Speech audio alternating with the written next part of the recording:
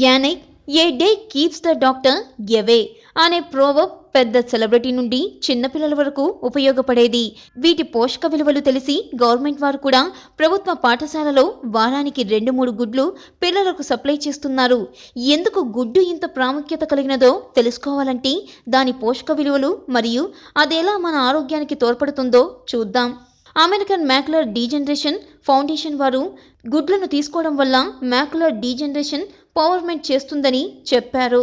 గుండె మీద దీని ప్రభావం ఎలాంటిది అంటే వారానికి 7 గుడ్లు తినడం వల్ల కొన్ని రకాల స్ట్రోక్స్ నుండి కాపాడుతుంది. ఇది మయో క్లినిక్ వారు వెల్లడించారు. ప్రెగ్నెన్సీ పీరియడ్లో తీసుకోవడం వలన పుట్టబోయే పిల్లలను బర్త్ డిఫెక్ట్స్ నుంచి కాపాడుకోవచ్చు మరియు పిల్లలు హెల్తీగా ఉంటారు. ఎందుకంటే ఎగ్స్లో ఎక్కువగా విటమిన్ మినరల్స్ ఉంటాయి.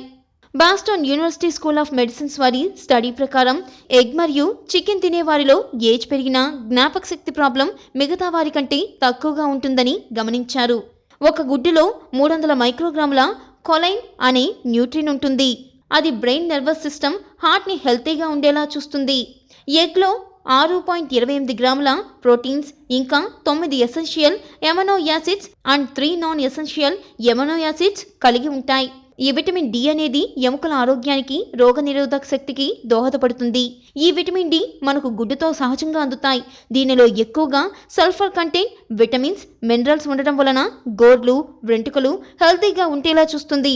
ఇప్పుడు మీకు అర్థమైందనుకుంటా ఆ ప్రోవర్బ్ గురించి.